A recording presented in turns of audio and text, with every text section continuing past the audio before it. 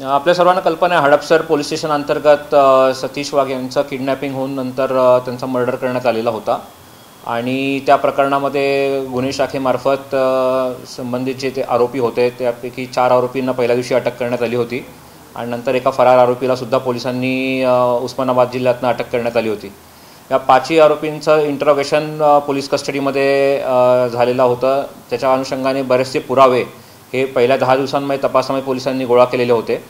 त्या केलेल्या पुरावे जे गोळा केले होते त्या पुरावे गोळा केलेल्या त्याच्या अनुषंगाने संबंधित जी महिला आहे सतीश वाघ यांची पत्नी यांचं काल डिटेल इंटरोगेशन पोलिसांनी केलं आणि त्या पुराव्याच्या अनुषंगाने त्यांना प्रश्नोत्तरं ज्या विचारले आणि त्यांचं ज्या क्रॉस क्वेश्चनिंग त्या पुराव्यांच्या अनुषंगाने झाल्यावरती संबंधित ज्या महिला आहेत त्यांनी त्यांचा गुन्ह्यातील रोल जो आहे तो कबूल केलेला आहे आणि त्याच्यामध्ये प्रामुख्याने जे कारण या मर्डरच्या मागे आणि किडनॅपिंगच्या मागे जे दिसून येतं त्यामध्ये संबंधित महिलेला जो त्यांच्या नवऱ्याकडनं होणारा जो त्रास आहे ते एक कारण आहे। त्यांच्याकडनं होणारी जी मारहाण होती रोजच्या स्वरूपातली, आर्थिक व्यवहारसुद्धा आपल्या हातात यावेत या प्रकारचा सुद्धा त्यांच्या स्टेटमेंटमधनं आत्तापर्यंत निष्पन्न झालेलं आहे, त्याचासुद्धा पुढे आता तपास आम्ही करू।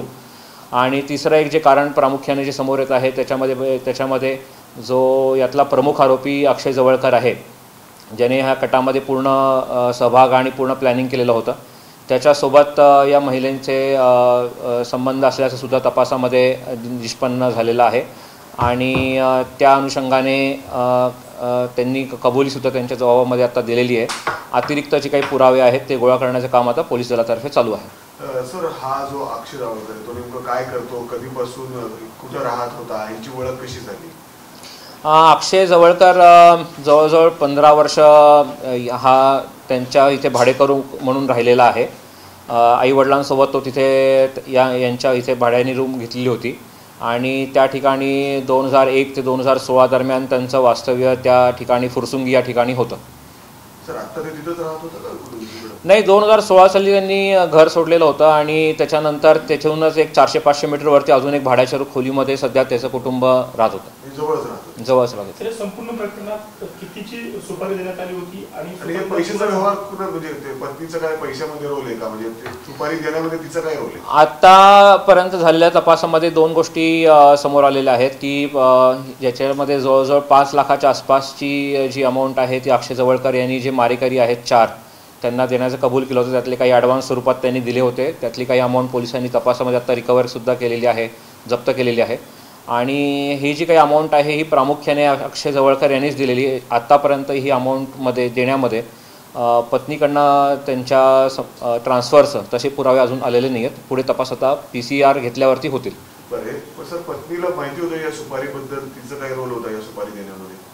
नाही, तसं मी सुरुवातीला सांगितलं की प्रामुख्याने संपूर्ण कटामध्ये, प्लॅनिंगमध्ये आणि हे ठरवण्यामध्ये त्यांचा सहभाग असल्याचं जे पुरावे पोलिसांनी पहिल्या 10 दिवसांमध्ये गोळा केलेले होते त्याच्या अनुषंगाने आम्ही काल क्रॉस क्वेश्चनिंग महिलेचं केल्यानंतर त्यांनी सुद्धा त्याच्या कटामध्ये त्यांचा सहभाग असल्याचे कबूल केलेलं आहे।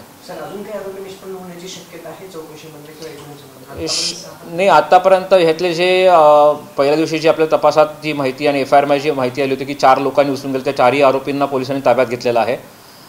त्याच्यानंतर याच्यातलं जे जो मूळ कटात ज्यांनी सहभाग प्लॅनिंग केलं होतं त्या अक्षय जवळकरला पण घेतलेलं आहे आणि आता या महिलेला ताब्यात घेतलेलं आहे। असे 6 आरोपी अटक झालेत, अजून अतिरिक्त आरोपी निष्पन्नाची शक्यता कमी आहे, तरी पण आम्ही तपास करत आहोत।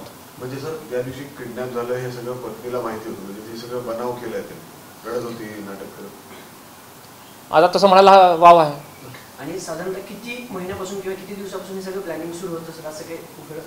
नाही, आतापर्यंत तपास आपण करतोय, पण आता पहिली प्राथमिक माहिती जी तपासात निष्पन्न झालेली आहे मागच्या 10-15 दिवसापासून त्याच्या घटनेच्या आधी याचा प्लॅनिंगचं दिसून येत आहे। नाही, तसं तरी अजून काही निष्पन्न झालेलं नाही। सर, अनैतिक संबंध कधीपासून होते आणि सतीश वाघला हे कधी कळालेलं? नाही, त्याचा आता डिटेल आपण तपास करत आहोत। एक्झॅक्टली कधीपासून संबंध होते, सतीश वाघ यांना त्याची कल्पना होती, कशी होती, हे तपासामध्ये आता निष्पन्न होईल।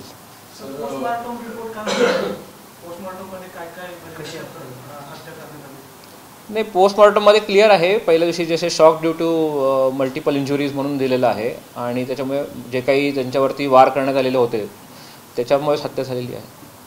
तर मोहिनी वाघ आणि अक्षय जवळकर यांच्यामध्ये जे काही आर्थिक व्यवहार नाही, तसे अजून रेकॉर्डवरती तपासामध्ये जस्ट पोलीस कस्टडीमध्ये आम्ही तपास करून त्याच्यातून अतिरिक्त पुरावे निष्पन्न होतील. अजूनपर्यंत तसे रेकॉर्डवरती आलेले नाही आहेत. सर आतापर्यंत यामध्ये किती आरोपी अटकेत आहेत? 6 आरोपी आपण ताब्यात घेतलेले आहेत.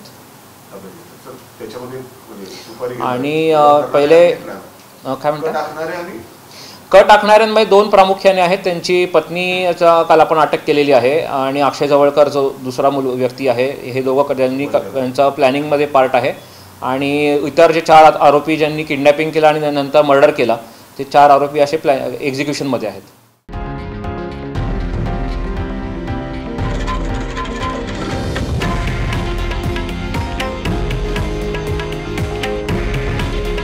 हे आहे देशातील नंबर 1 न्यूज नेटवर्क आणि आपण पाहत आहात TV9 मराठी. काळजी तुमची, हित महाराष्ट्राचं.